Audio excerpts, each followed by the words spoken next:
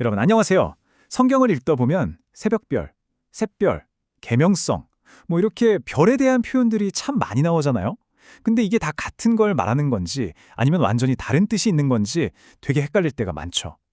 그래서 오늘 이 별들의 정체를 한번 시원하게 파헤쳐 보려고 합니다. 네, 바로 이 질문입니다.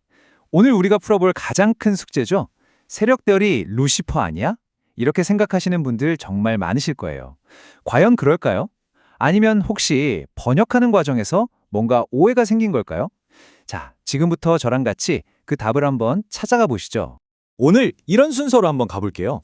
먼저 성경에서 말하는 별의 기본 뜻부터 짚어보고요.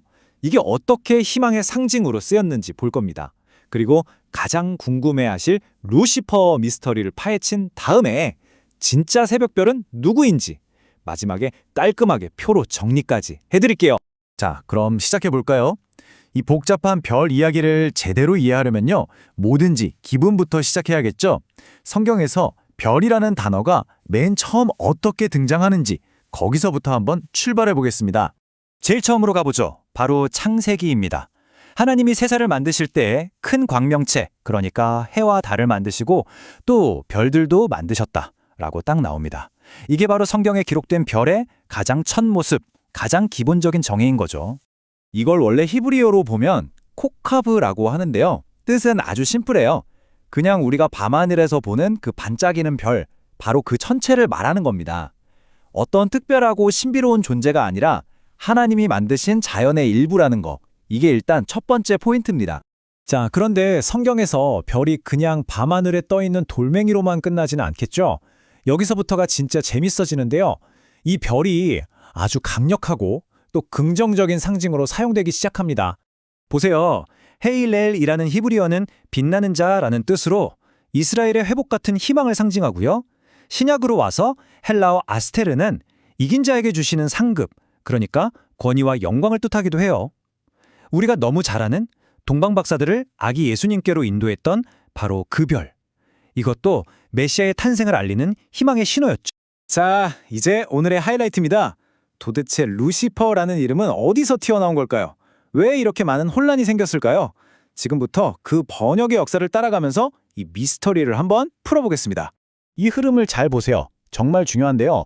원래 히브리어 성경 이사야 14장에는 루시퍼라는 이름이 아래 없어요. 그냥 헤일렐 벤 샤카르, 우리말로 하면 빛나는 자, 새벽의 아들이라는 멋진 표현이 있을 뿐입니다.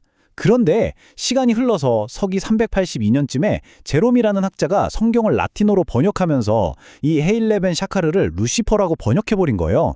사실 라틴어로 루시퍼는 빛을 가져오는 자라는 아주 좋은 뜻이었거든요. 근데 바로 이 번역 때문에 훗날 이 이름이 타락천사의 대명사가 되어버리는 엄청난 오해의 씨앗이 된 겁니다. 바로 이겁니다. 이 인용구가 핵심을 찌르죠. 이것이 조직신학에서 사탄의 기원이 된 것은 매우 유감스럽다. 그러니까 원래 성경에는 없던 라틴어 번역 단어 하나가 사탄에 대한 거대한 신학 이론의 출발점이 되어버렸다는 거죠. 정말 안타까운 일이에요. 그럼 여기서 한번 생각해 볼게요.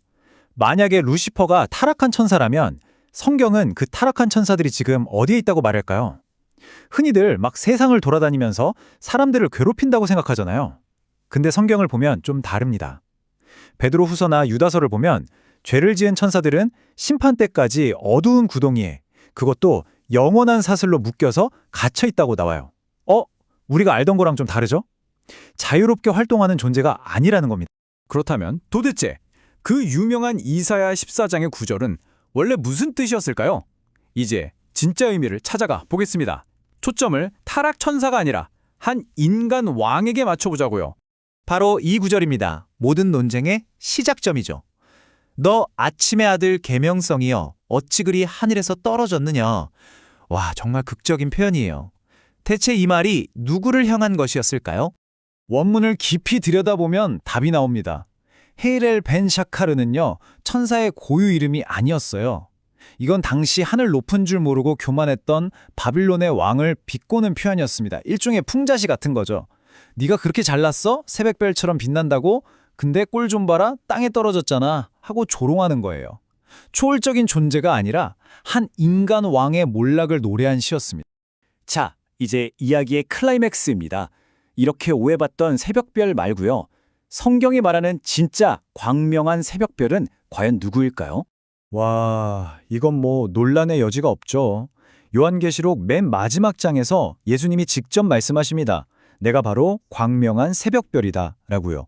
이 멋진 칭호의 진짜 주인이 누구인지 스스로 그냥 도장을 꽝 찍어버리신 거예요. 신약 성경에 쓰인 헬라어 아스테르 헤오스포로스는 새벽을 가져오는 별이라는 뜻을 가지고 있어요. 이건 교만한 왕을 비꼬던 구약의 표현과는 정말 차원이 다른 거죠. 예수님을 가리키는 이 새벽별은 모든 어둠을 끝내고 새로운 시대를 여는 궁극적인 희망, 그 자체를 상징하는 겁니다. 자, 지금까지 좀 복잡했죠? 그래서 제가 한눈에 딱 들어오게 정리해 드릴게요. 이 표 하나만 기억하시면 이제 더는 헷갈릴 일이 없으실 겁니다. 이 표가 오늘 이야기의 모든 걸 말해주네요. 창세기의 평범한 별 코카부에서 시작해서 희망을 상징했던 헤일렐, 교만한 왕을 비꼬았던 헤일렐 벤샤카르, 그리고 마침내 예수 그리스도를 가리키는 광명한 새벽별까지. 똑같은 별처럼 보이지만 원어와 문맥에 따라서 그 의미가 이렇게나 달라지는 거 이제 확실히 아시겠죠? 그러니까 오늘의 최종 결론은 이겁니다. 우리가 흔히 아는 루시퍼라는 개념은 성경 원문에서 나온 게 아니라 후대에 라틴어로 번역하는 과정에서 생긴 하나의 오해였다는 것. 그리고 성경 전체의 흐름으로 봤을 때 새벽별은 타락의 상징이 아니라 오히려 희망과 그리스도를 나타내는 정말 긍정적인 이미지라는 것. 이게 핵심입니다. 오늘 보신 것처럼 단어 하나의 원래 뜻, 그리고 그게 쓰인 원래의 상황을 아는 것만으로도 우리가 너무나 익숙하게 알고 있던 이야기의 의미가 완전히 달라질 수 있잖아요. 이 점을 한번 생각해 보시면서 앞으로 성경이든 다른 어떤 고전이든 읽으실 때 혹시 여기에도 내가 모르던 다른 의미가 숨어 있지 않을까? 하는 마음으로 한번 읽어보시는 건 어떨까요? 분명 새로운 재미를 발견하실 수 있을 겁니다.